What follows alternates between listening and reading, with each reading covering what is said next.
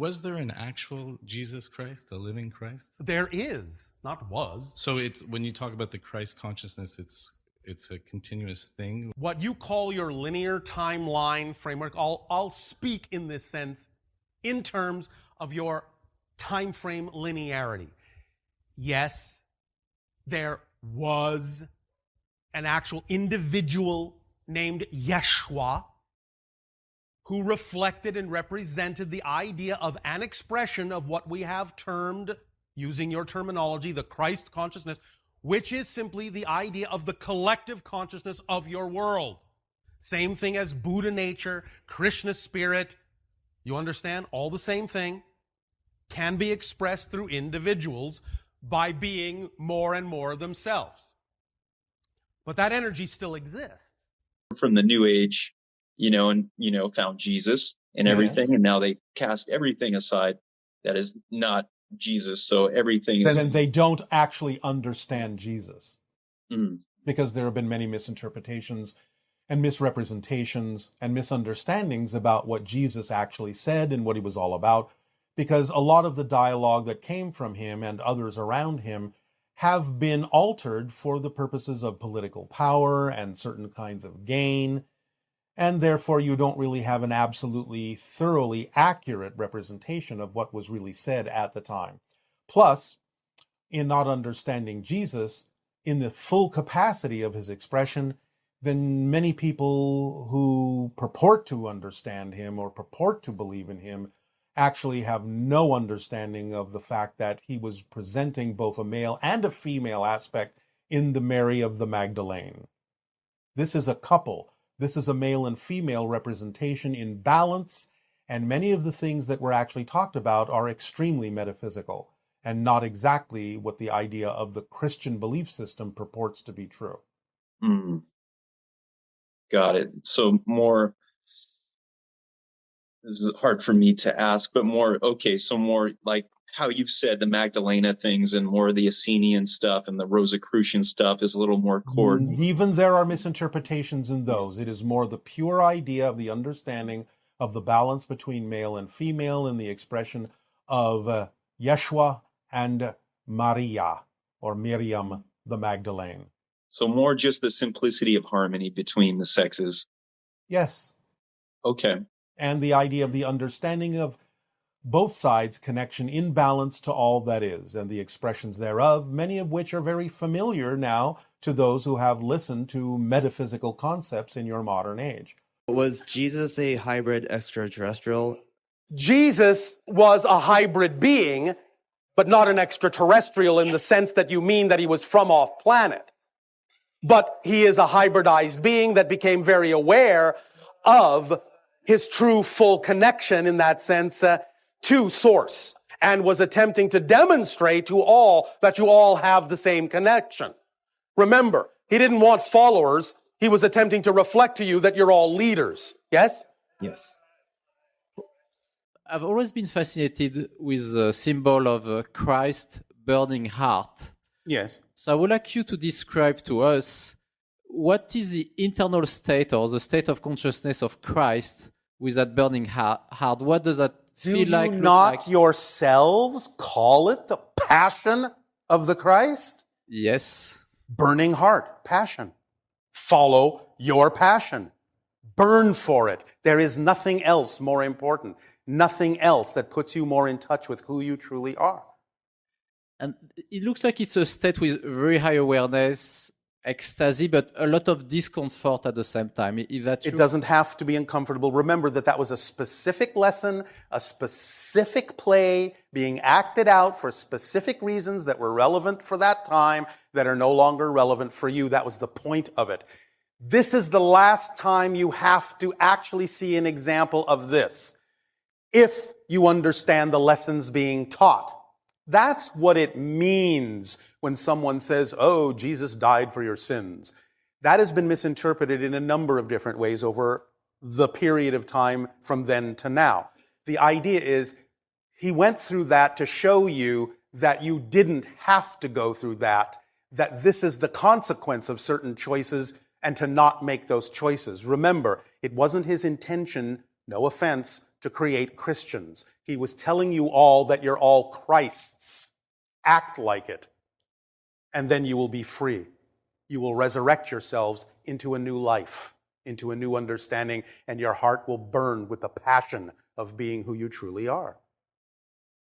Beautiful. Thank you so much. You are so welcome.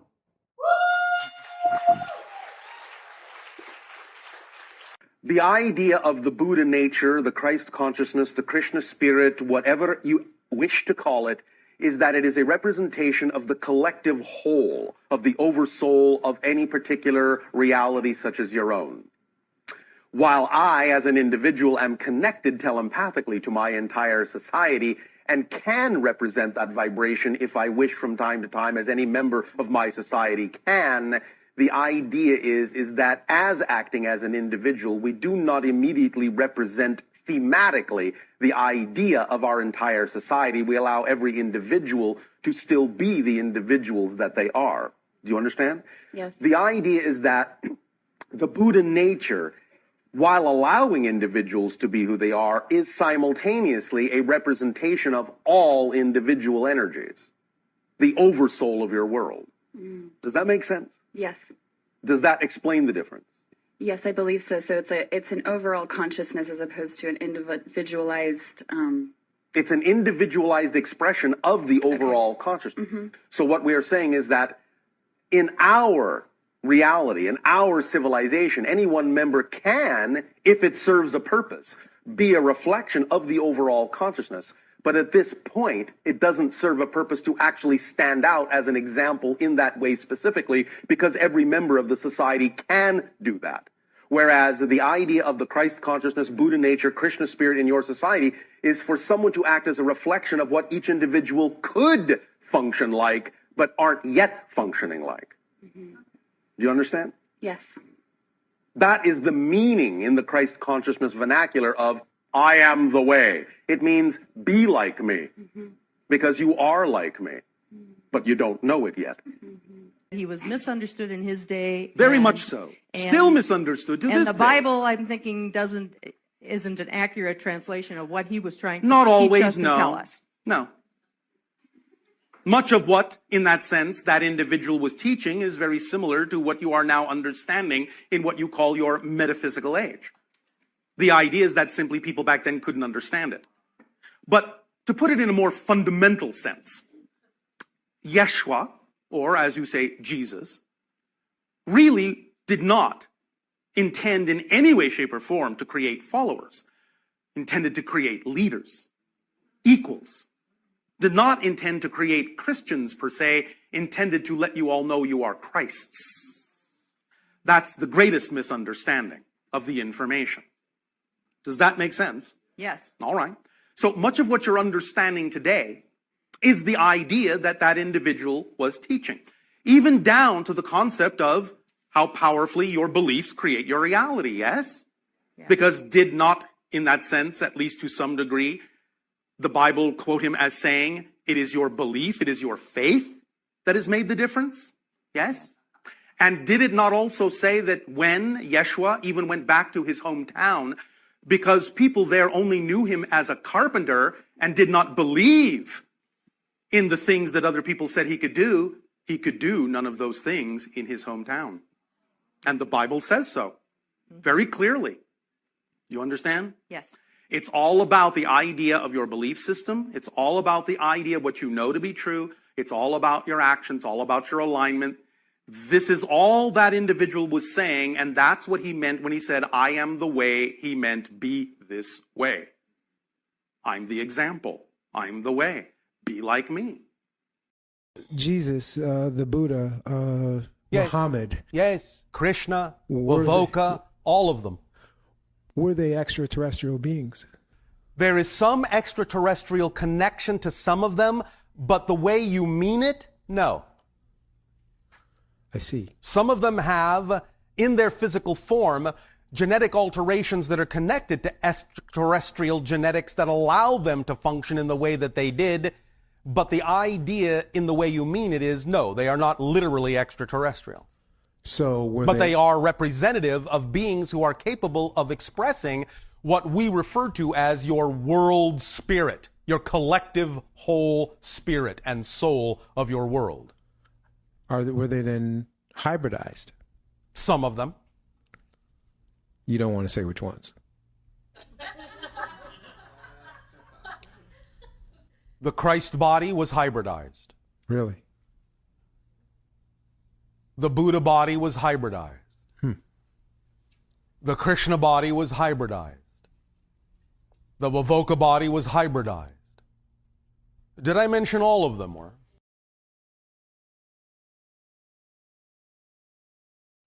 This is how it works. Please, please, please, again, understand. We are not giving you a philosophy. We are not giving you an opinion. We are describing an observation of how reality is structured, how it works. This is literally an instruction manual. By following the instructions, you allow the machine to work to your advantage. If you throw the instruction manual away, the machine may work, but you might also injure yourself. So the idea is just follow the instructions. Act on your highest passion every moment that you can. Take it as far as you can until you can take it no further. Do it with absolutely no insistence or assumption as to the outcome. Stay in a positive state no matter what happens, no matter what manifests, because the end cap to that instruction manual is it doesn't matter what happens. It only matters what you do with what happens. That's what makes the difference in your life, because everything is neutral and can serve double duty. So even though something may have originated negatively, even though someone else's experience or opinion of it may be negative, if you stay in a neutral state and in a positive state by knowing that you must be experiencing this for a positive reason, no matter how it looks, you will also and always derive a positive and beneficial effect from it, no matter what anyone else is getting out of it. That's up to you. That's your call. You have that choice. You have that freedom. You have that power to determine what this means for you in your life. Even something that you might neutrally not prefer must still be there for a reason if it manifested in your life. If you stay in a positive understanding of that, then you will be able to use what you don't prefer in a way that you do prefer. It will still give you some benefit. If nothing else, sometimes things manifesting that you don't prefer more clearly delineate the difference between what you don't prefer and what you do prefer, and that's a positive effect. So always use it to your advantage. It's always your choice to do so. You always have the ability to make that choice. And then you will experience the idea of abundance in all its forms. You will go with the flow of your own current in creation, and you will experience the effortlessness and the joy that life has to offer. When you have belief systems that create resistance to the idea of opening up to the other forms, you slow everything down by insisting that it can only happen this way, and I can only do this if this happens in this way. Then you're actually slowing down the process by which you might actually have been capable of doing whatever that is much more quickly and much more easily. Is this making some sense? So allow yourself, as you go through life and as you act on your passion to the best you can, with no insistence or assumption on the outcome, please remember that third part of the formula, which many of you sometimes conveniently forget. I'm acting on my passion, I'm acting on my passion, I'm acting on my passion. And this had better happen, and this had better happen, and this had better happen, or something's wrong. That's not the formula. When we say act on your passion to the best you can, taking it as far as you can until you can take it no further, the implication in that statement is very clear. There will be moments when you will not be able to take it further in that way. That's not a block. It is an arrow pointing in an unexpected direction that is actually more representative of your true path. Let yourself go with the flow. Remember, sometimes many of you think that the path of least resistance is straight and true and short. Not always. In fact, not often. The idea is that sometimes the path of least resistance may be a very winding path, because it may need to get some experience under your belt. It may need to allow you to have a meeting over here with someone you hadn't met before. It may direct you over here to a bit of information that you require, so that you will have a deeper appreciation when you wind up wherever it is you are winding up by having gathered the things you needed on the way.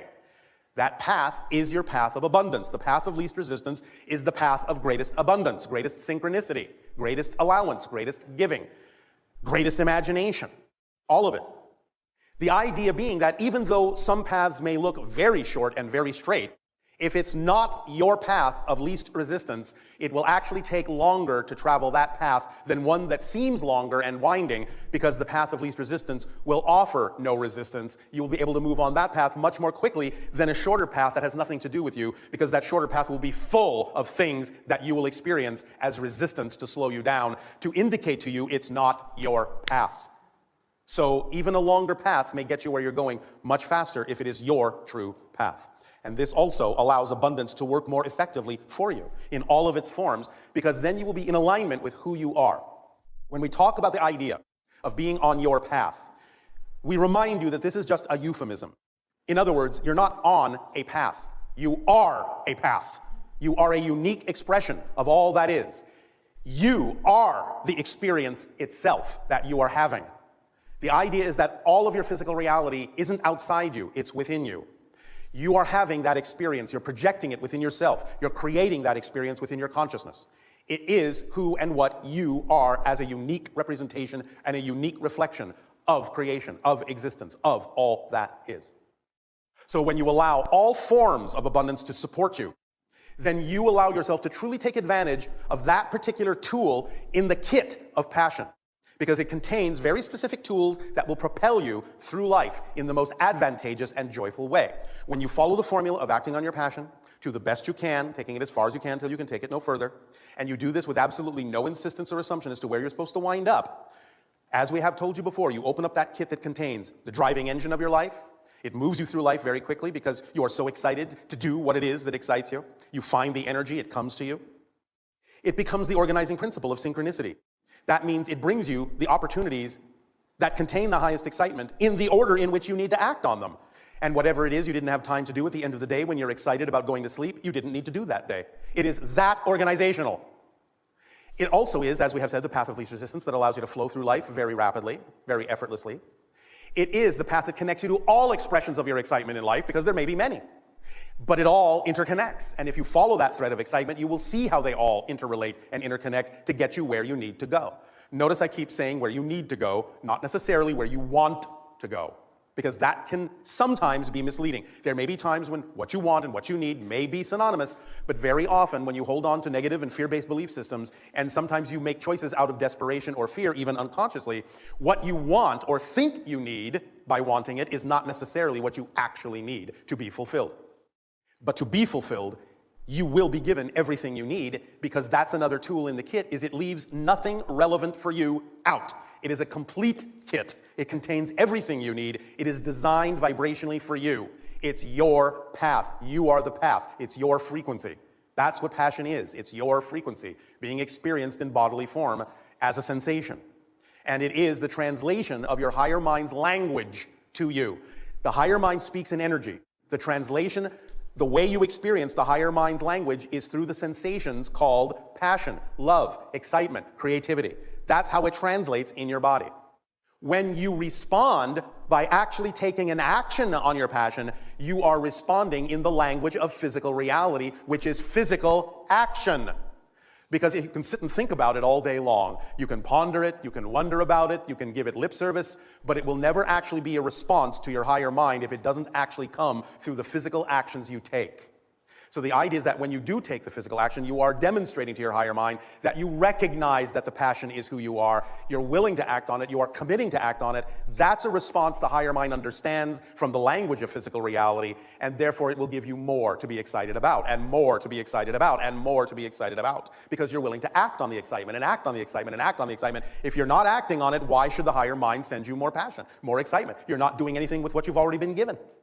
You have to get the cycle going. You have to get it running and keep it running by constantly acting on that passion. And therefore, you're having that conversation, you're having that dialogue with your higher mind, and you're acting as a whole person, half in spirit, half in physical experience, the whole person working together in concert, in a partnership.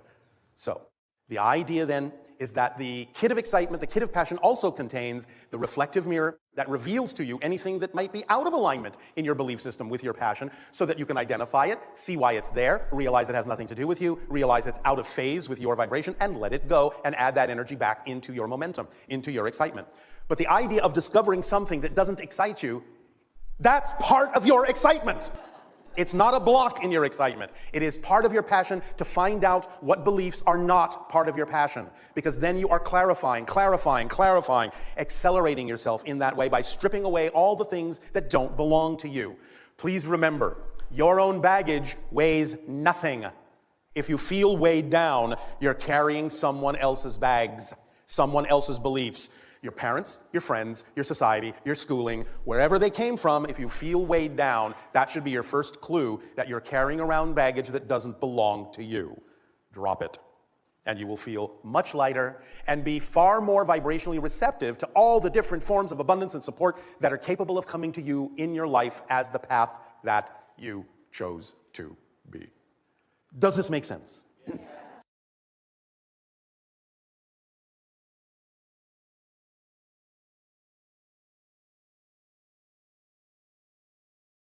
If I'm sitting in this house and I feel that somebody is going to rob me, and I have a feeling that they're outside, how does that reality, I mean, I understand your concept of creating my I know where you're reality. going. I know where you're going. And how do I deal with that? Thank you.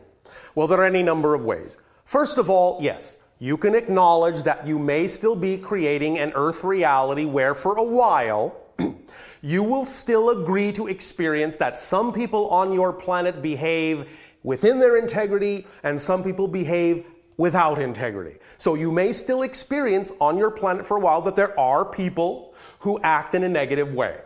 All right?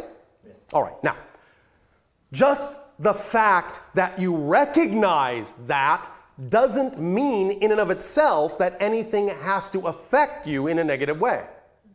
So the first thing to realize is that just because you know there are people on your planet and in your reality that still may have a negative intention doesn't mean you have to be affected by them in a negative way. The recognition of their existence is not the attraction of interacting with them in a negative way. Does that make sense, first of all? Sure. All right. So, one way of looking at it can simply be, yes, I recognize that in the earth I'm co-creating and agreeing to create right now. I recognize that I am willing to allow that there are people who function in a negative way. But you don't have to attract them to you. And if you do, you can still recognize that even though they may be operating out of a negative intention, their negative intention doesn't have to impact you negatively no matter what happens. If you know that no matter what happens, it's only going to affect your life in a positive way, then you will only get a positive effect from it no matter what their behavior was. I'll give you a physical, real-world example. Shall I? Great. We always like to, shall we say, ground these things in your actual human experiences so that you understand we're not just talking about what you call airy-fairy concepts that have no basis in your physical reality. So, this happened to a real individual on your planet. They were, in having just gotten a brand new automobile, looking to get a very expensive audio system for their car because they loved music and loved to hear it on a very good system. Now, they could not afford the system they actually wanted, the system that they were really passionate about. So they did the next thing they could. They got the system that they could afford that was as close as possible to what they could listen to that music on. It was the best thing they could do. You follow me? Yes. Now, within a week, the car was broken into and that radio was stolen. All right. Now, this person knew enough to know, all right, I understand that I attracted that into my life, number one. But I also understand that I must have attracted that into my life for a positive reason, even though the person who did this, the person who stole it, may have been operating from outside their integrity, from a negative energy. That does not in any way, shape, or form have to affect me in a negative way. They knew that, and they stayed in that vibration. Now, what they did then is they got what you call on your planet the insurance claim, because not only had the radio been stolen, but some damage had been done to the console around the radio in extracting it from the dashboard. So they got an amount of money that was equal to replacing the radio they had and also fixing the damaged dashboard. So they went to the auto repair shop. Once they got to the auto repair shop, the auto repair person said, you know, the damage to the dashboard is actually not as bad as you think. It's not as bad as you think it looks. And they simply took a heat gun and were able to heat up the section, and it allowed the plastic to snap right back into shape. So they didn't have to charge him for really repairing the dashboard. So since they did that easily and for free, the person is now standing there with the insurance money that is now equal in amount to the new radio they actually wanted to begin with. So they went out and got it. You see? Yeah. So even though they were the quote-unquote victim of a crime, they did not go into victim energy, and thus were able to actually use someone else's negative intention to springboard them into what was actually their positive desire to begin with, to have the highest quality radio system. And that thief actually helped him get it without even knowing it. Does that help illustrate the point? Yes, absolutely. Absolutely. Thank you. State of being. Here's the bottom line. Here's the bottom line. And I understand. Some of you may feel that you need to practice this, but that's all right. That's what this is all about. Just remember, circumstances don't matter.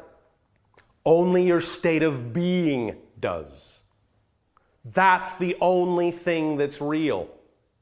Circumstances are an illusion. Circumstances don't create your state of being. Only your state of being is real.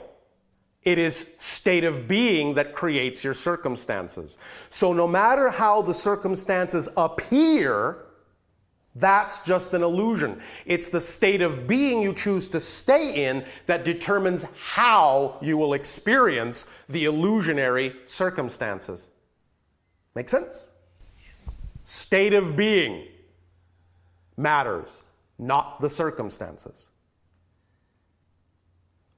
Proceed. I'm thrilled to be here with you today, Bashar. We are thrilled that you are there. I will take that last question and make it into a question of my own. Oh, all right, please do. I am going through a personal determination of what my personal responsibility is. In what circumstance? Towards life. Towards life. And what your personal responsibility is in life. Yes. Oh, all right. And I do acknowledge that my state of being yes. and a continuous joyous state of being yes. is my optimum state of being. All right. Thank you for acknowledging that. Is there a but coming up? Yes. Oh, all right.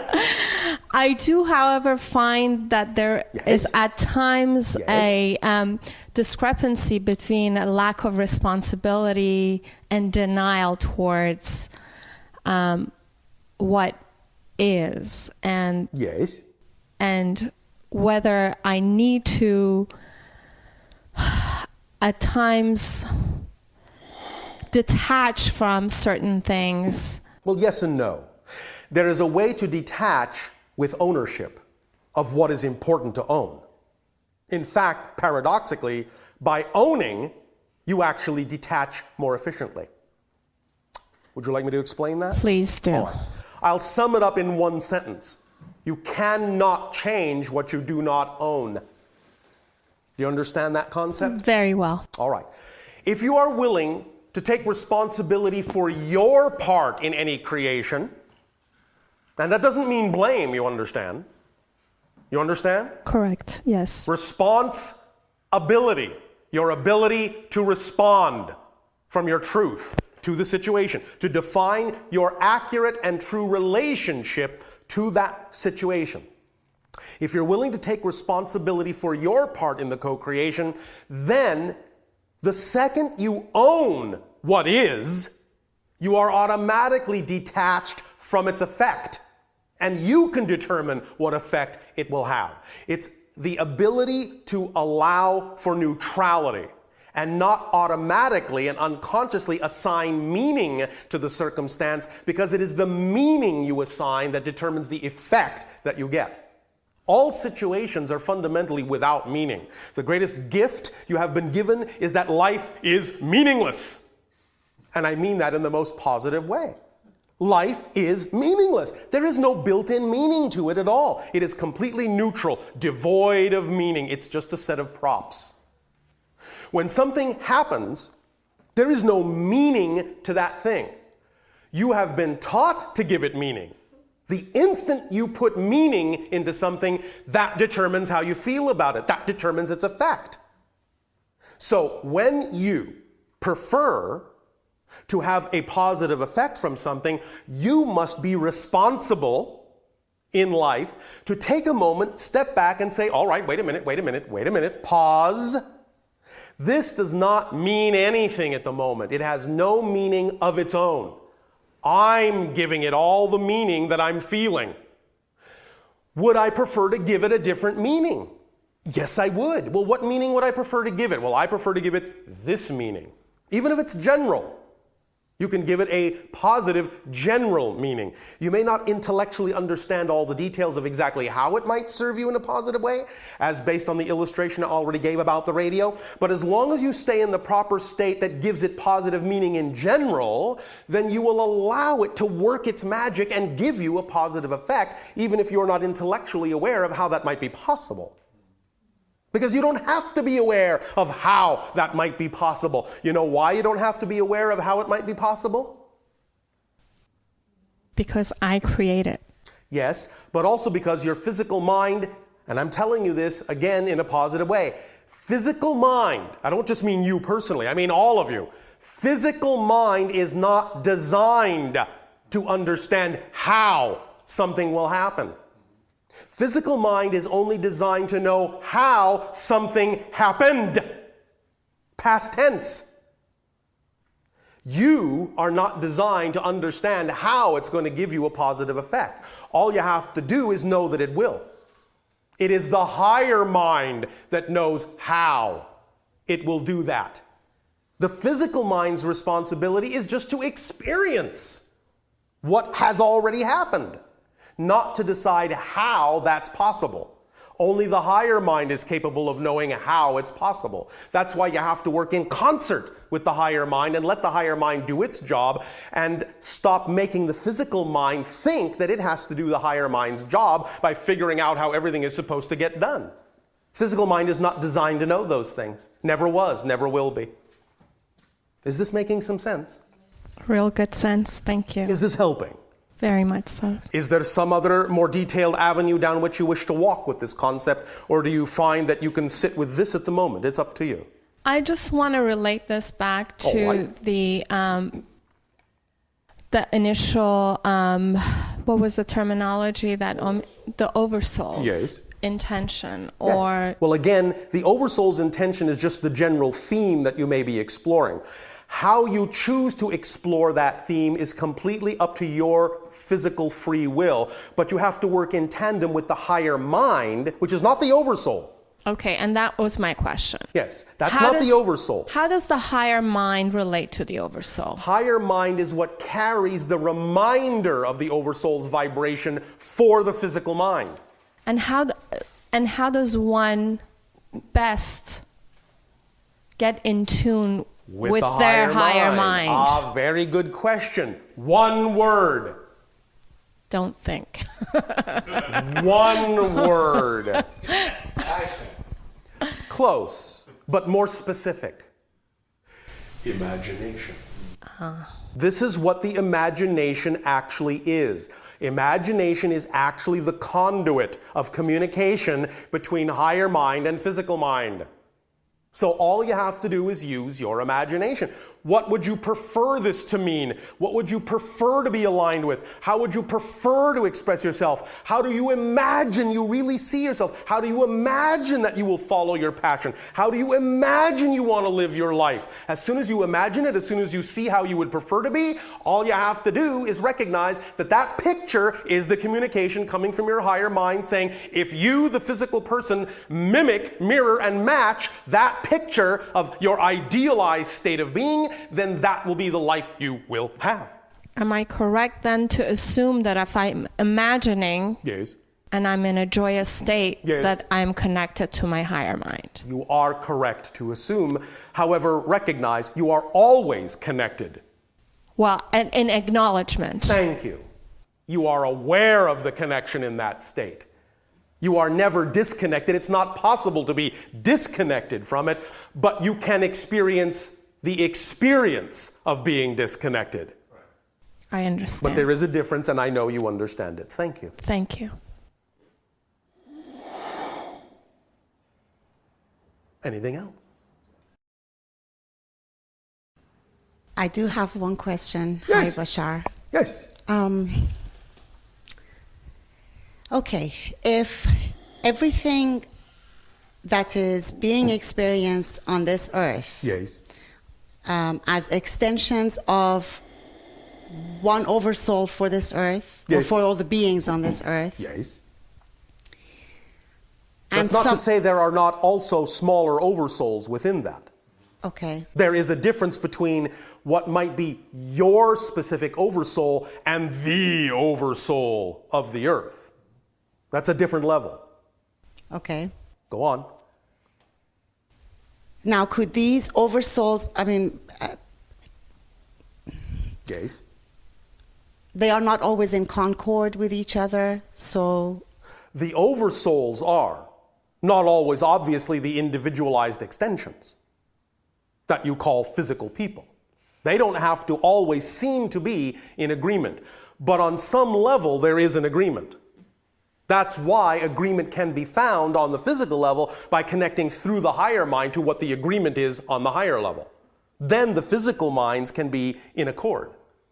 But the reason that physical minds are in discord is because they're not connecting through to their higher agreements and recognizing them. Because if they did that, there would be no discord on the earth. okay. Now, okay, going back to just a very simple question. What is Yes. happening right now Yes. on Earth, Yes. these wars, Yes. these are what we want to experience? They are the result of what you choose to believe. It's not that you want to experience them, but if you feel that you choose to believe certain things, then those beliefs will result in those consequences. And so you could say, well, as long as you want to believe this, then yes, you obviously in some sense want that consequence. Otherwise, if you really, really, really didn't want that consequence, you wouldn't choose to believe in the things that deliver those consequences. So I understand you can sort of interchangeably use the word want that way, but I know that empirically you don't want that. But that will be the consequence of choosing to believe certain things, because everything that happens in your physical reality is based on what you believe to be true. Nothing happens without you defining something to be true. So as long as there is this effect called warfare, you can always trace it back to the idea that people believe that they have to believe certain things, that they want to believe certain things. But if they recognize that believing those things results in war, that should be the first sign that tells you that what you actually want to do is believe in something else. But as long as you continue to believe in those things, you will have that result. Does that make sense? Yes, no, maybe, not quite? I'm sorry, no. All right. Do you understand that everything that happens in your physical reality is the result of a belief? Yes. All right. So if you see that a belief creates a certain consequence, wouldn't you want to change that belief? Yes. In order to get a different consequence? Yes. So our question is, if you see that certain beliefs cause war, why aren't you changing those beliefs? That's the issue. So the issue is, if you're not changing the beliefs that create the consequence, there must be something about those beliefs where you have other beliefs that say you have to keep believing those things. But if you find out what the beliefs are that say you have to keep believing the things that cause the war and change those beliefs, then you will change these beliefs and you will not have war. So anytime you find that there is a consequence that leads back to a belief and you're not changing that belief, that tells you there's another belief that says that that belief shouldn't change. You have to find out what that belief is and change it. And if there's a belief that then says that shouldn't change, you have to find out what that belief is and change it. And go all the way into your true core and find out what the true first core belief is that leads to all the other beliefs that then cause these consequences you say you don't want. Does that make more sense? Yes. Thank you. Thank you. So it's a matter of really investigating what the beliefs are, because you have created yourselves to be very layered, and you will have beliefs that are hidden from you. So until you are aware of what those beliefs are, you won't know how to let go of other beliefs that may be causing these things that you don't want. But they always come from belief. Always. That's the first thing that causes manifestation. You will never, ever, ever have a feeling or an emotion or a thought or a behavior about anything if you don't first believe something to be true about that thing. If you have no definition for a thing, you have absolutely no feeling or thought about it. You follow me? Yes. Yes. If I say, Kandu lak tashu boran taze, how do you feel about that? Nothing. Because you have no definition for it, do you? Right. All right then. As soon as you apply a definition to it, you will start to engender feelings. If I say that the translation of that into your language is that we love you unconditionally every single day, then you start to have a feeling about it because you now have a definition, you see? Yes. That's as easy as it is. So anything you feel, trace it back to the belief you have about your relationship to that thing, because any feeling, any thought, and any behavior comes from how you define it, how you believe it to be true. Does that help? Yes, thank you. Thank you. The first one is, you talk about how similar to when we wake up from a dream while we're asleep in physical reality, it is that when we die, we wake up from the physical back into who we are as a soul. From your perspective, does this process continue beyond that once we are awake as a soul, or are we totally awake? Do we wake up at some point from being a soul back to being an oversoul, or from an oversoul, and so on? How does it all work? When you are a soul, you are totally awake as a soul. You can connect to the oversoul. You can start to experience points of view from the oversoul. The idea is not so much that you wake up as the oversoul, for both will exist simultaneously in the realm of spirit, in the realm of non-physical reality. But you can have experiences as if you are seeing from the oversoul perspective. You can have experiences as if you are seeing from higher perspectives, oversouls of oversouls, and even from the perspective of all that is. But it's not the same as waking up, because you haven't forgotten who you are. Exactly in the sense of the connection between soul, oversoul, oversouls of oversouls, and all that is. On that level, things start to exist more concretely in a simultaneous way, and you can have experiences of having the point of view and perspective of those other levels, but it's not the same as waking up to realize you are that. Okay, and what happens to the soul when we physically die? What do you mean? You become the soul. You are the soul. You wake up as the soul.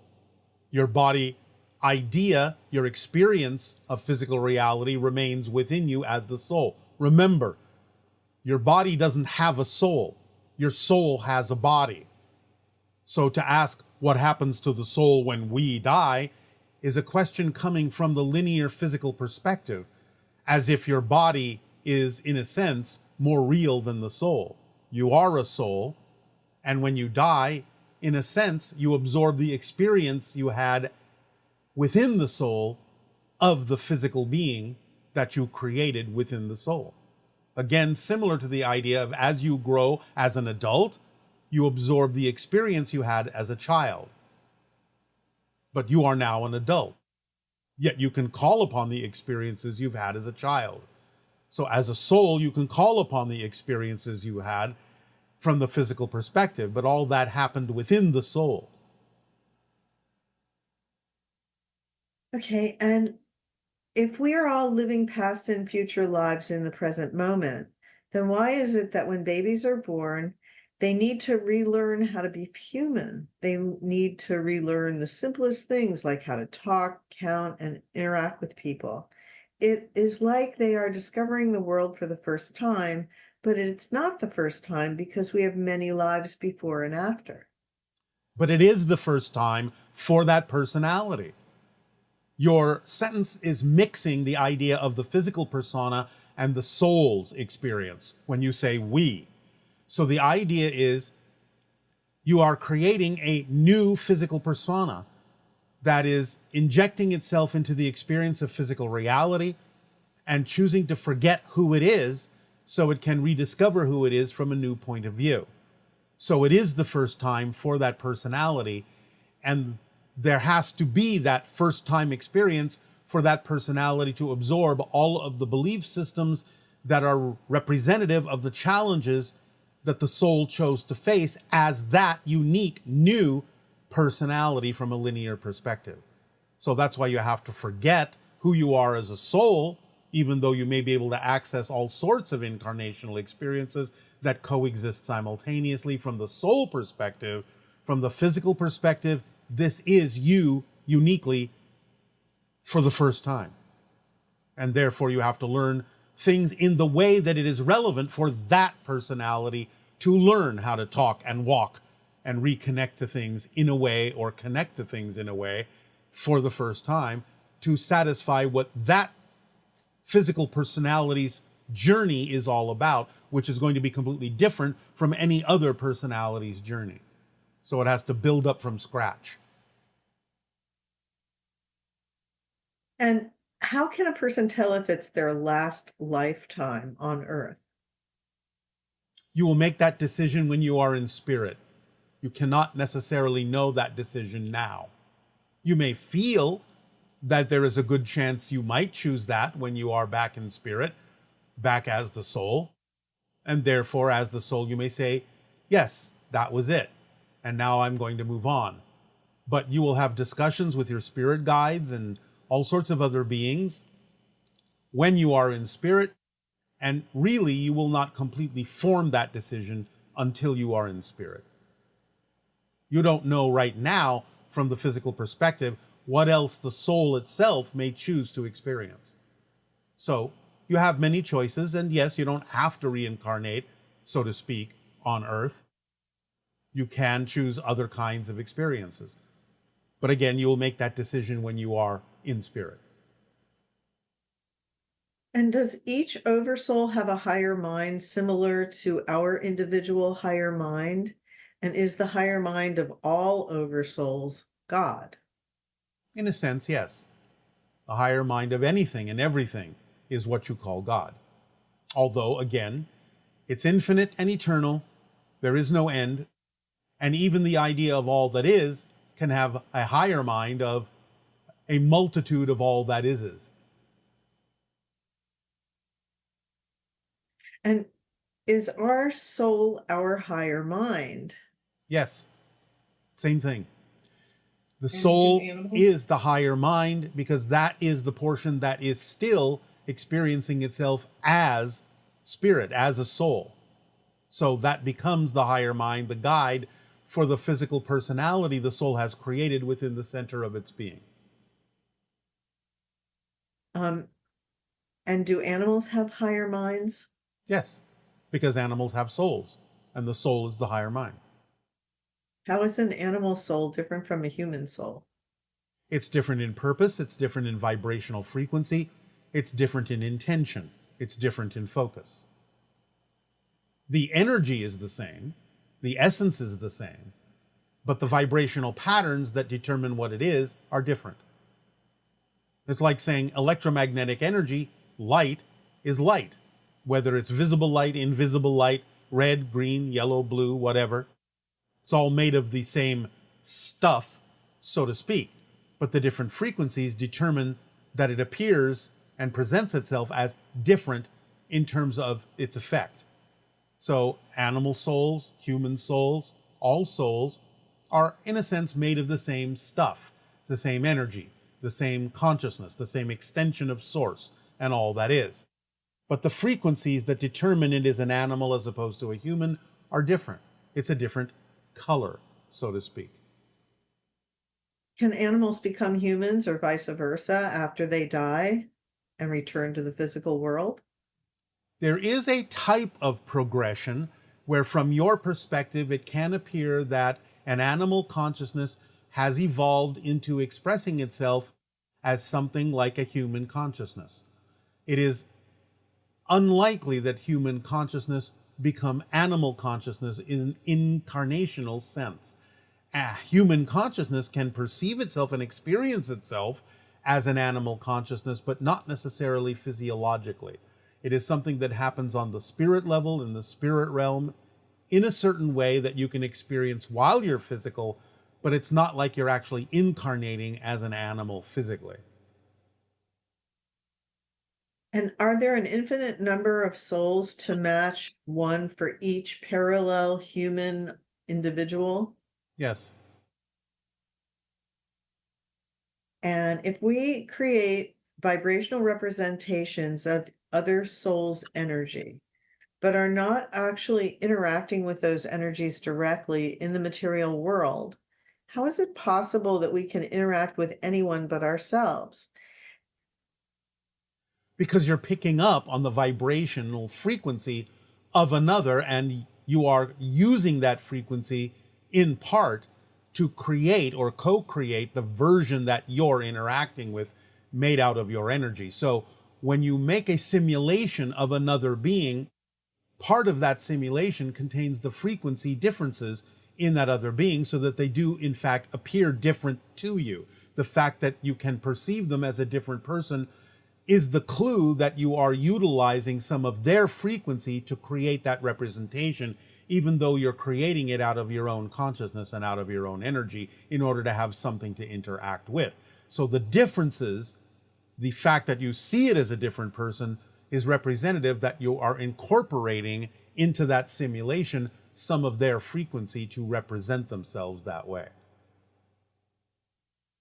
Is it possible to fully experience ourselves as our higher selves? Yes, when you die.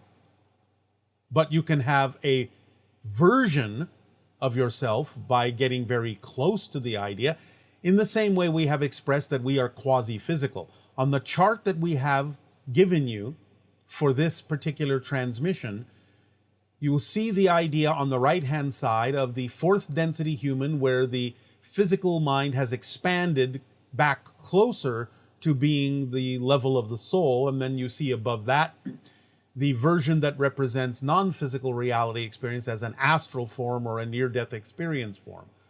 We are in the middle between those two, where we are very close to the idea of being the astral form, the spirit form, but we still retain physical attributes. That's why we are quasi-physical. So we represent as best as possible the idea of our higher minds, the soul, in physical terms by being quasi-physical, by having attributes of both the soul level and the physical level in a balanced and blended way. That's how you do it. It's not exactly the identical experience of being the soul, but it is a very close representation while still experiencing yourself to some degree as physical. And can soul fragments from the same higher self or oversoul be family members? For example, can cousins be soul fragments from the same higher self? There's no such thing as soul fragments. There are souls. If you're calling a fragment one of the souls that is connected to an oversoul, well, all right, then we understand your terminology. But there are no soul fragments. Souls are whole beings. Okay, and is it true that twins have the same oversoul? They can. They don't have to, but they can. It may be very likely, but it doesn't have to be absolute. In the case of identical versus fraternal, is there any difference regarding oversoul connection? It is more likely that identical might be extensions of the same oversoul. Again, it's not an absolute. And it might be more likely that twins that are only fraternal and not identical might still be extensions of the same oversoul, or more likely extensions of different oversouls for different reasons. But again, you have to take it on a case-by-case basis.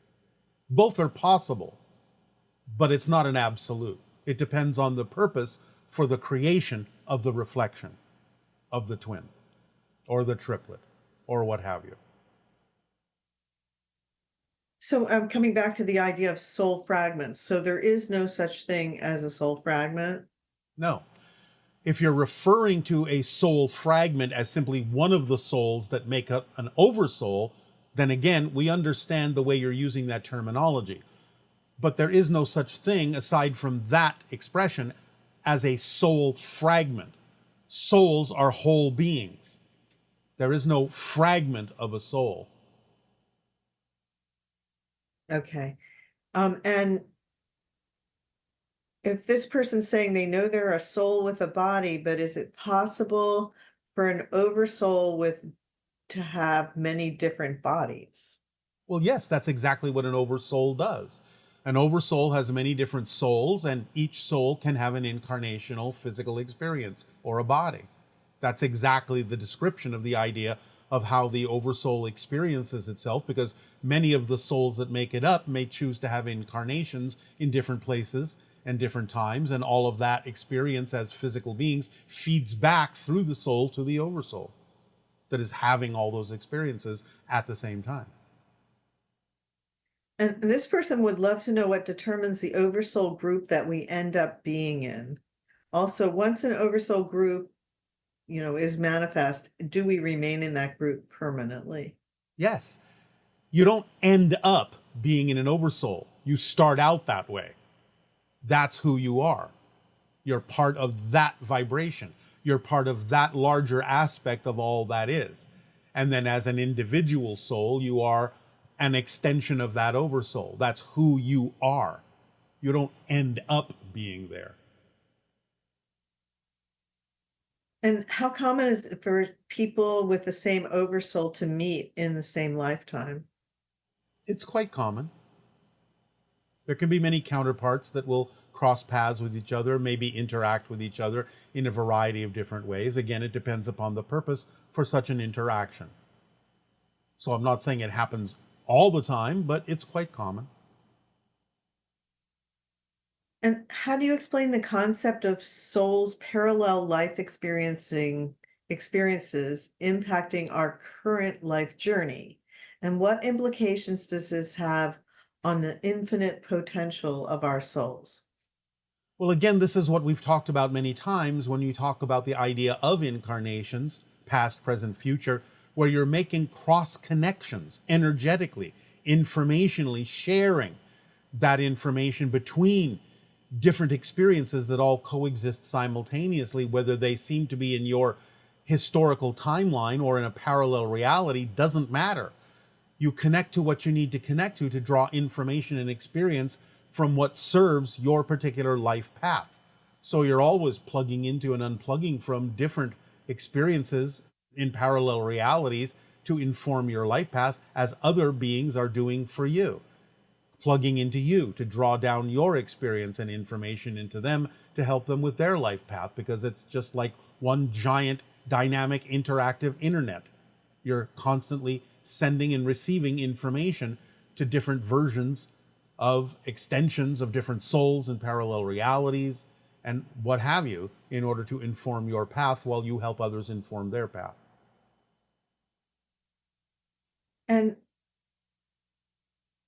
does the higher mind or soul take feedback from the physical mind or the personality? For example, if someone is done and they've changed their mind about exploring something because it's actually more painful than they anticipated, can they terminate the agreement, and how can they do that?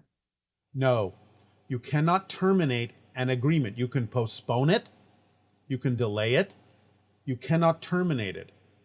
An agreement is something that, in a sense, is part of your experience as a soul, that makes you unique, that makes you what you are. So when you have set up within yourself the parameters that allow you to experience parts of who you are, you cannot terminate that, because it would be like terminating a part of yourself, and you can't do that ultimately. You can postpone it. You can decide to leave physical reality before your prescribed time, the time that you originally set up, your end point, your exit point, because that's what you call suicide, when you leave early. But then you realize, when you go back into the soul form, that you were not finished with the agreement you made to be you in that way, to learn that thing that actually allows you to grow as a soul, as the soul you are, the unique soul you are. So you cannot change that. So you will perhaps postpone it. You may linger for a while and experience different things as a soul, non-physically, but then you will realize that in order to progress, in order to move forward, in order to grow, in order to change, you will, in some way, shape, or form, need to fulfill the parameters of that agreement, or you will not move forward. And not moving forward and not growing will at some point be such a strong and powerful urge within you, because of the nature of existence to expand, that you will finally decide in some way, shape, or form to continue to fulfill that agreement until you fulfill it. So you cannot erase it, but you can postpone it.